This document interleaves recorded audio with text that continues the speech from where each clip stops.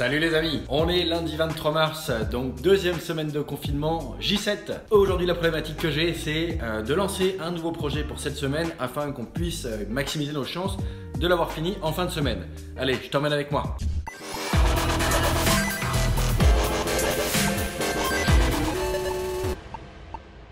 Les amis, qui dit lancer un nouveau projet qu'on doit tenir sur la semaine veut aussi dire qu'il faut trouver une idée de jeu. Et trouver une idée de jeu pour moi, c'est pas juste réfléchir à une seule idée. Comment on sélectionne une bonne idée de jeu pour moi, c'est déjà brainstormer pour avoir plusieurs idées qui sont dans l'idéal toutes pertinentes avec les tendances du marché, que ce soit en termes de gameplay, de thème et de contexte avec le marché. Donc il faut aussi connaître bien le marché. L'idée c'est de pouvoir sélectionner celle qui paraîtra la plus pertinente, la meilleure, la plus intéressante à faire. Pour ça donc il y a deux aspects. Il y a le premier aspect, la cohérence avec les tendances du marché, comme je te l'ai expliqué. Et le deuxième aspect très important pour moi aussi, c'est en tant que créateur indé, solo ou petite équipe, il faut être conscient de nos ressources, de nos forces, de nos faiblesses et donc prévoir déjà une petite estimation du temps de création de telle et telle idée. Ça peut aider à sélectionner le bon projet. Voilà un petit peu donc les enjeux que j'ai eu ce matin et que j'ai avancé d'abord ce week-end. J'ai fait pas mal de recherches de marché ce week-end pour trouver des idées. Et donc ce matin, j'enchaîne avec un point avec mon développeur pour démarrer la semaine. Allez, on attaque. Ça y est, point avec mon développeur Florent terminé. On commence souvent nos semaines de cette façon-là, ou du moins quand on a un nouveau projet à lancer, ce qui est régulièrement le cas le lundi. L'idée c'était donc d'arriver avec pas mal d'idées, de brainstormer, de donner du sens pour nous deux. Pour nos différents domaines de compétences. Et pourquoi donner beaucoup de sens? Parce que si on a un projet qui fait du sens pour nous et qu'on a mis une bonne énergie pour le commencer, on maximise nos chances d'arriver à la fin du projet, de le réussir, d'aller au bout, déjà c'est un bon point, et de deux, de respecter les estimations de temps qu'on a estimées au départ. Et ça c'est très important aussi. Démarrer un projet avec l'énergie bien placée et avec un bon niveau d'énergie, c'est maximiser les chances de réussir ce projet. Voilà un petit peu donc l'enjeu de ce matin. On a passé une petite heure à brainstormer et à tout mettre en place. Maintenant, j'attaque la suite de la journée. Les amis, il est midi, ça y est, on est en fin de matinée et je sors d'un échange sur Zoom avec un éditeur que j'adore.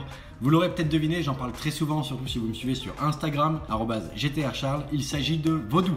Vodou, aujourd'hui leader du marché de l'hyper casual game, sur mobile bien évidemment, et vous avez dû jouer à de nombreux de leurs jeux déjà. Peut-être que vous connaissez pas le nom, mais je suis sûr que vous connaissez la majorité de leurs jeux. Helix Jump, Fireball 3D et bien d'autres, ils en ont bientôt une centaine en ligne. Donc je vous invite à aller les voir, et si vous êtes développeur, je vous invite à les contacter ou à venir me contacter pour me poser des questions.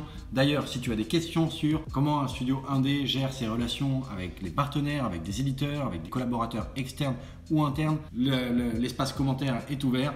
N'hésite pas à me poser toutes les questions que tu as. Je me ferai un plaisir d'échanger un peu plus longuement sur ce sujet. Alors, qu'est-ce que je trouve vraiment intéressant et pourquoi je développe de la relation avec les éditeurs? C'est tout simplement parce que c'est génialissime de pouvoir travailler avec d'autres gens passionnants et experts du marché. On a la chance d'avoir de belles relations avec eux.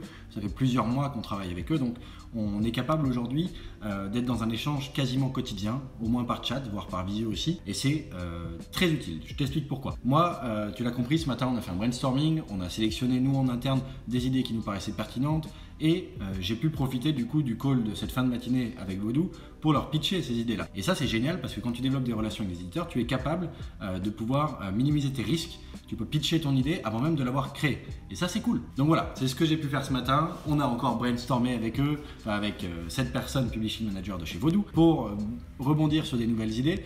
Au final, j'ai 3 idées de jeu à l'issue de ce call qui viennent de nos idées en interne et de l'échange avec Vodou et qu'on pense toutes pertinentes. Donc c'est cool.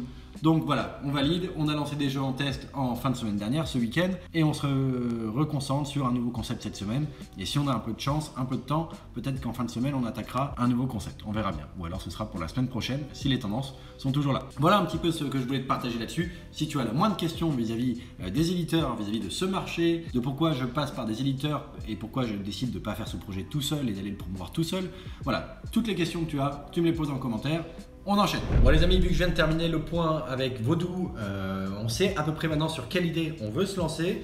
On sait même bien sur quelle idée on veut se lancer. Donc maintenant mon rôle à moi va être de rédiger un peu de documents, histoire qu'on ait mis à plat les idées sur lesquelles on a pu tomber d'accord et celles qui font du sens pour nous. À la fois pour la clarté avec les différents acteurs qui peuvent échanger sur ce concept, que ce soit le développeur, que ce soit moi, que ce soit un éditeur, peu importe. un graphiste, quelqu'un qui vient donner un coup de pouce sur le projet. Mais l'idée, c'est pas non plus d'y passer des heures et c'est pas d'aller voir trop loin. Tu l'as compris, on fait des projets très courts sur une semaine, histoire de tester rapidement sur le marché pour valider le potentiel de nos jeux. Donc l'idée ici, c'est pas de faire la rédaction d'un document qui soit le plus complet possible et qui démontre un petit peu ce qu'on veut faire du jeu avec un mois et demi de développement. On n'a qu'une semaine devant nous.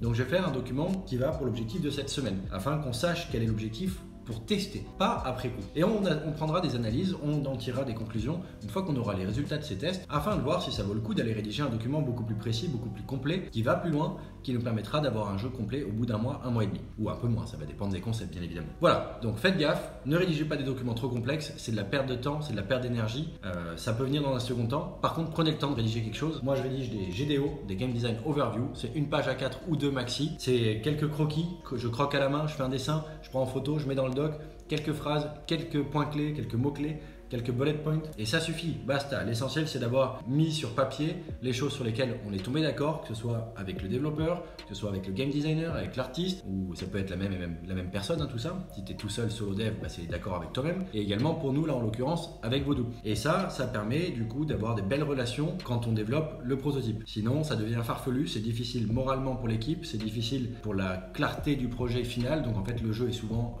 confus, le joueur va pas très bien s'y retrouver. C'est important de noter les choses, ça permet d'avoir un projet clair pour tout le monde, même les joueurs. D'ailleurs, si ça t'intéresse de savoir comment je rédige mes documents overview, les côtés un peu très résumés, très synthétiques, et également les documents plus complets, mets-moi un commentaire, dis-moi ce que tu aimerais savoir, et je te promets, je ferai une vidéo dessus, ou voire même mieux, on fera un live ensemble, afin qu'on le fasse en temps réel sur ton idée de jeu, et que je te montre des modèles sur nos précédents jeux. Les amis, maintenant qu'on a un document un peu plus synthétique qui nous permettra d'avoir les idées claires pour la suite de la semaine, ce qui peut être intéressant aussi pour nous, à la fois dans l'aspect de progression, d'analyse et dans le suivi de cette semaine, c'est de préparer un petit fichier qui me permettra de faire un suivi de projet et qui permettra également à tous ceux qui peuvent travailler sur le projet, en l'occurrence dans une phase de prototypage davantage le développeur gameplay, de se rendre compte lui aussi de ses progressions, de ses difficultés et de la clarté de son intuition, de ses estimations. Donc on essaie toujours de décortiquer ce GDO, ce Game Design Overview, en plusieurs étapes. Donc on vient segmenter pour faire des briques, du Lego. On sait où on veut aller, on a plein de morceaux et on va dire ok, quel morceau on fait en premier, quel morceau on fait en second, lequel peut être dépendant d'un précédent et ainsi de suite. Et au final, on peut arriver à faire une sorte de Gantt. Je te mets une photo de ce que c'est qu'un Gantt ici. Et l'idée, c'est d'avoir une vue un peu plus précise de ce qu'on va faire dans la semaine. Et au moins, ça permet de faire un suivi de projet et de vérifier que tout le monde est dans une démarche de progression, dans une capacité d'analyse. Mon objectif ici n'est pas de fliquer les gens, ça m'intéresse pas du tout ça, j'ai une grande confiance dans les autres et je pense que c'est avec de la confiance qu'on arrive à faire des belles choses, mais je trouve que c'est une source d'apprentissage et de progression, d'auto-analyse qui est très importante. L'objectif, c'est pas pour moi analyser ce que font les autres, même si c'est intéressant de pouvoir en échanger, c'est de pouvoir permettre aux autres de se rendre compte de leurs forces, de leurs faiblesses, de leurs bonnes pratiques de la semaine, de leurs difficultés de cette semaine et ainsi de suite. Moi, c'est quelque chose que j'essaie de faire avec moi, mes tâches et autres, et ça me fait grandement progresser, donc j'ai envie de partager ça à tous ceux qui sont amenés à travailler avec moi pour que eux aussi puissent progresser. C'est pas du tout pour les fliquer, ça m'intéresse pas. Bon, on a déjà fait pas mal de choses pour préparer le projet de la semaine. On a trouvé l'idée, on l'a brainstormé, on l'a comparé à d'autres idées, on a choisi celle qui paraissait la plus pertinente vis-à-vis des tendances et vis-à-vis de la faisabilité du projet. On a organisé et clarifié